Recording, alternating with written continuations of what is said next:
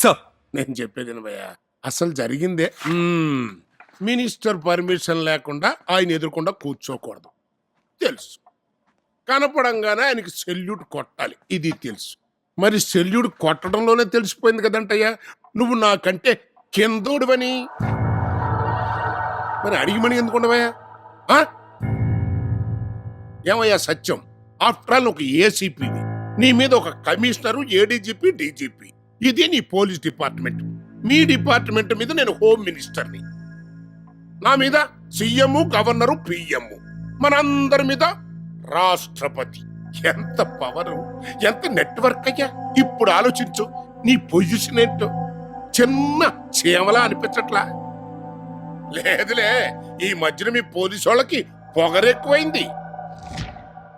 అని దాచిపెట్టి నన్ను దద్దమ్మని చేద్దామనుకున్నావా? ఏమయ్యా, ఆచార్ని దాచేస్తే నా అధికారం పోద్దా, గవర్నమెంట్ పడిపోద్దా? అట్టని భయపెడుతున్నావా? అది భయం కాదయ్యా, కోట్ల కోట్ల ఆస్తి పోతుంది అని కంగారు పడ్డాను. అయినా టెన్షన్ ఒక్కరోజే. పిచ్చోడా, 5-6 సంక్షేమ పథకాలు ప్రకటించారంటే ఆడి పేరును నిలవేసుకున్న దానికంటే 100 రెట్లు సంపాదించగలను.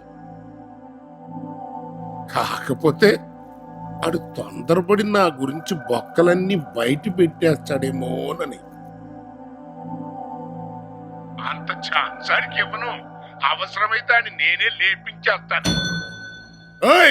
అసిస్టెంట్ కమిషనర్ ఆఫ్ పోలీస్, నాలాంటి రాజకీయ నాయకుల ముందు నువ్వు యూనిఫారం వేసుకున్న తత్తువయ్యా. లే అంటే లేవాలి, ఎస్ఐ అంటే ఏసేయాలి, అది ఎన్కౌంటర్ అని అనౌన్స్ చెయ్యాలి. కొత్తపేట దాసు, అంబరపేట శంకరు, అమీర్పేట అశోకు, వెల్డింగ్ వెంకట్, వాళ్ళలాగే నువ్వు సత్యం ఐపీఎస్. That's all.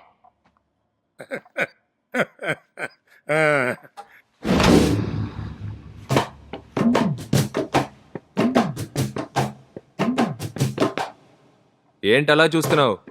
పొత్తునవుగా, ఇక మంత్రి లేదు, మట్టి గడ్డ లేదు. నేను ఆఫ్టర్ ఆల్ ఏసీపీనే. నువ్వు అన్నట్టు నా పైన కమిషనరు, సీఎం, పిఎం, ప్రెసిడెంట్. ఏటా కళ్ళు తాగిన కోతిలా సొల్లు కూతులు కూసావుగా. వీళ్ళందరికంటే ఒక గొప్ప పవర్ని మర్చిపోయావు. అదే నాన్న, 5 ఏళ్ళకి ఒకసారి వెళ్ళి అడుక్కుంటావే భిక్ష, ఓట్ల భిక్ష. మన జనం నాన్న. అది సరే, ఆచార్యాన్ని నేనేదో దాచిపెట్టినట్టు మాట్లాడావు. అవును, నేనే దాచిపెట్టాను అనుకో, ఆడిని నేరుగా కోర్టుకి ఈడ్చుకెళ్తాను. ఆ తర్వాత ఈ కోర్టులో నీకు బీర్లుండవు, బిర్యానీలు ఉండవు, చర్లగడ్డ జైల్లో చెప్పకూడే. మా పైన 1000 తలలు ఉండొచ్చు, కానీ మేం లేకపోతే మీ తలే లేకుండా పోతుంది. కష్టాలు కొలిమని తెలుసు కూడా కావాలని వేసుకున్నాం ఈ కాకి డ్రెస్. ఎక్కడ నొక్కితే ఎవడు కోటలు కదులుతాయో మాకు తెలీదు. మంత్రి గారు, నాకు తప్పంటే తప్పు, ఒప్పంటే ఒప్పు.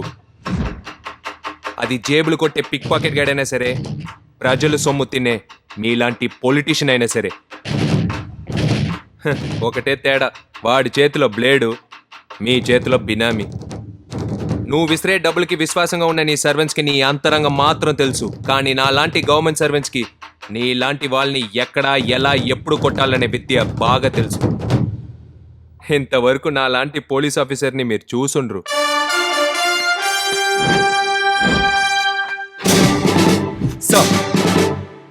సత్యం ఐపీఎస్, ఇండియన్ పోలీస్ సర్వీస్.